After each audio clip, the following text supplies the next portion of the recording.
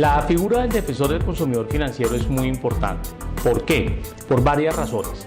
La primera es un derecho constitucional. La Constitución Política del año de 1991 se encargó de proteger los derechos de los consumidores, y no solamente de los consumidores financieros, sino de todos los consumidores en términos generales.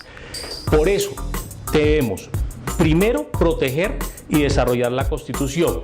Segundo, para los efectos del defensor del consumidor financiero hay una ley, que es la Ley 1328 del año 2009, que se encarga de proteger los derechos particulares de los consumidores financieros y les ha dado a esos consumidores financieros unos derechos y unas obligaciones, con el propósito de que ellos puedan obtener una respuesta clara, concreta y específica a las preguntas y a las necesidades que ellos tienen frente a las entidades financieras.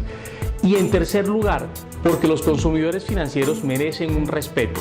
Ese respeto que merecen los consumidores financieros se encuentra establecido, como ya lo mencionamos, en la Constitución y en la ley, pero también en el que tiene todo ciudadano de conocer sus estados de información, sus extractos, las tarifas que les están aplicando y, en términos generales, todas las consecuencias relacionadas con los créditos que las personas tienen con las distintas entidades.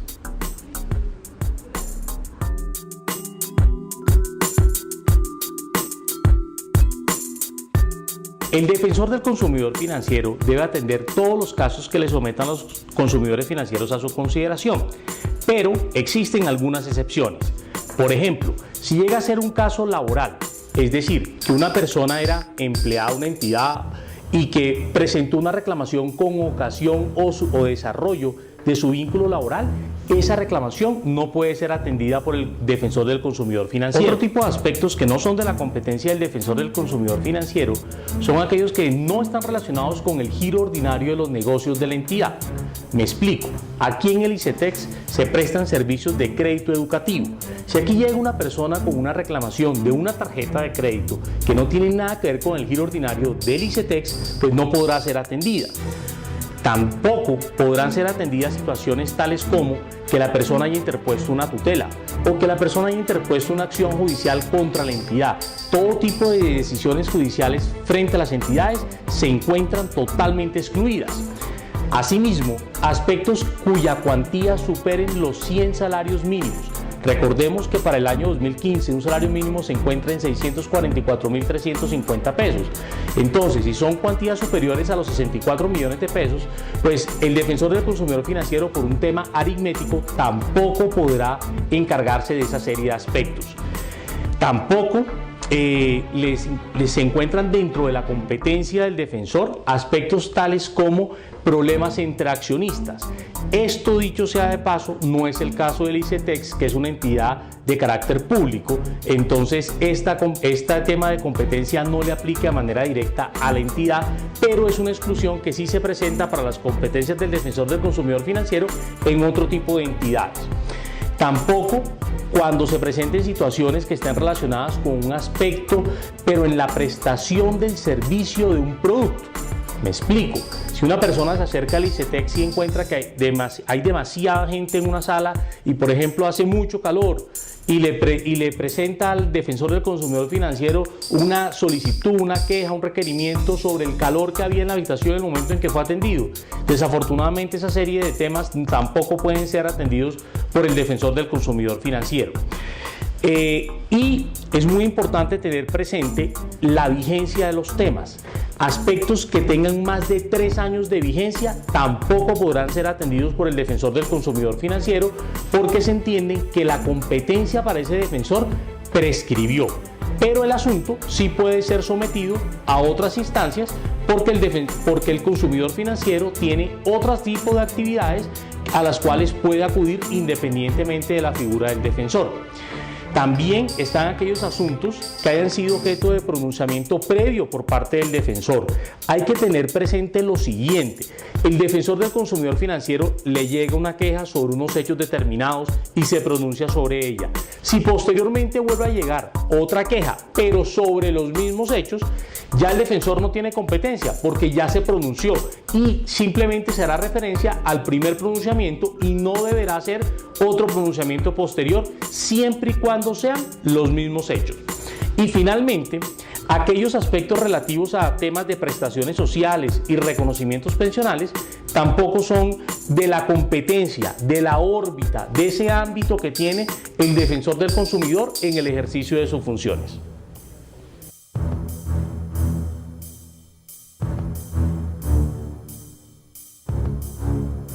El defensor del consumidor financiero apoya de diversas maneras a los consumidores.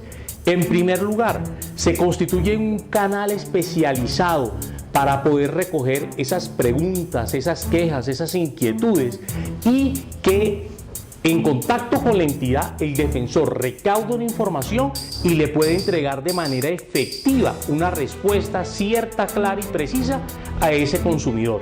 Eso es lo primero.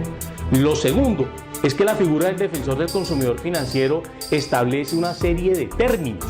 Me explico, el defensor tiene 3 días para admitir una queja, tiene 8 días para cuando le da traslado a la entidad, se admitió la queja, para que la entidad le dé respuesta al defensor y posteriormente el defensor cuenta con otros 8 días para poderle responder al consumidor financiero. En total, el término dura 19 días hábiles.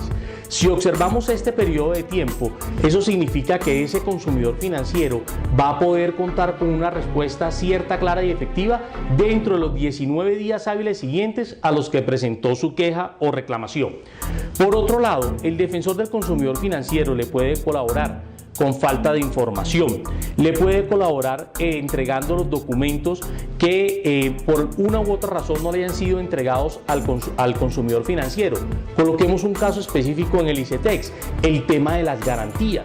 Muchas veces cuando el estudiante termina de cancelar el crédito, solicita que le devuelvan el pagaré que dejó como garantía y en algunas ocasiones ese trámite normal se demora un poco más de lo esperado.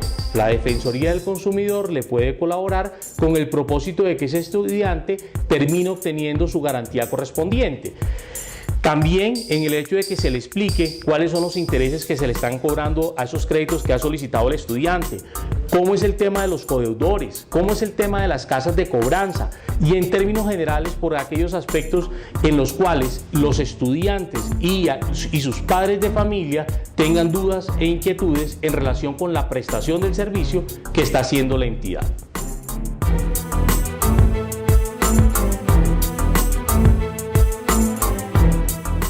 La relación del defensor del consumidor financiero con la entidad tiene que ser una relación fluida, pero también es una relación de independencia. Esto es bien importante. El defensor del consumidor financiero es independiente de la entidad, pero como tal tiene que interactuar con la entidad. ¿Qué significa esto? Aterricemos el tema cuando el defensor del consumidor financiero actúa como un conciliador, que dicho sea de paso, la ley 1328 del año 2009 exige que los defensores del consumidor financiero sean conciliadores. Y la conciliación implica que quien ejerce tal facultad se vuelve biparcial. ¿Qué significa esto? Que está a favor del consumidor financiero y también debe estar a favor de la entidad. Por eso los consumidores financieros deben, cuando acuden a la entidad y acuden a la defensoría, deben de entender que el rol del defensor del consumidor financiero es independiente pero biparcial. ¿Qué significa esto en términos prácticos?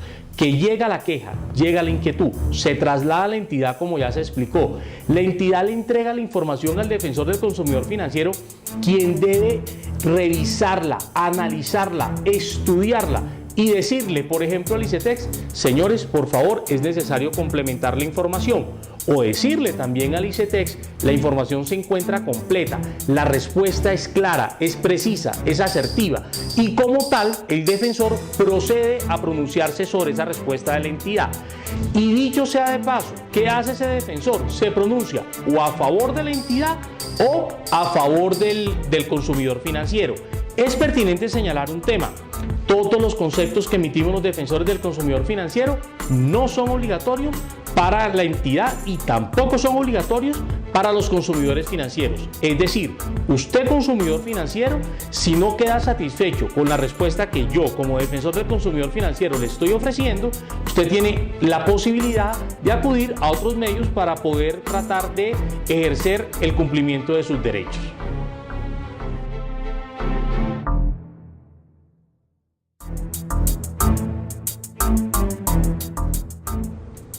La importancia de la educación financiera es toda. De hecho, es tan relevante el tema que la Ley 1328 del año 2009 obligó a que la Superintendencia Financiera de Colombia estuviera verificando los temas de educación financiera por parte de las entidades. Nosotros en la Defensoría del Consumidor Financiero acogemos esta recomendación que hace la ley al pie de la letra. ¿Qué hacemos nosotros? En cada una de las quejas que nosotros estudiamos, revisamos la tipología de la inquietud que presenta el consumidor financiero y le hemos agregado un capítulo en nuestras respuestas que se conoce como educación financiera. Allí tratamos temas que buscamos que ese consumidor financiero, es decir, usted señor estudiante, usted padre de familia, pueda leer y entender de una mejor manera. Coloquemos un ejemplo, el tema de los intereses, el tema del anatocismo, que hay veces, con justificada razón, los padres de familia y los estudiantes se preguntan si es que le están cobrando intereses sobre intereses.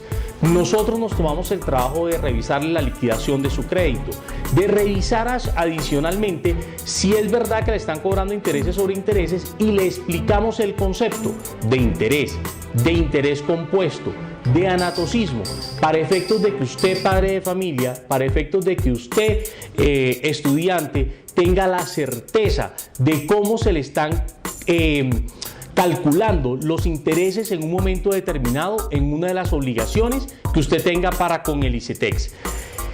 El tema de la educación financiera va más allá. ¿Qué hacemos también nosotros? Si ustedes entran a la página web www.ustarisabogados.com, van a encontrar un capítulo grande que se llama Defensoría del Consumidor Financiero y allí podrán encontrar un link con diferentes videos que hacemos sobre los diversos temas en los cuales explicamos de una manera clara y sencilla y en un lenguaje didáctico a ustedes estudiantes y a ustedes padres de familia qué hace la Defensoría del Consumidor Financiero, sobre qué temas se pronuncia, en cuáles aspectos tiene competencia, cuáles son sus derechos, cuáles son sus obligaciones y lo más importante, damos algunos tips sobre los aspectos que son más relevantes para que usted, señor estudiante, y usted, señor consumidor financiero, pueda entender de una manera clara y precisa cuáles son derechos, obligaciones, responsabilidades frente a las entidades financieras, en este caso frente al ICETEX, y pueda tomar decisiones inteligentes.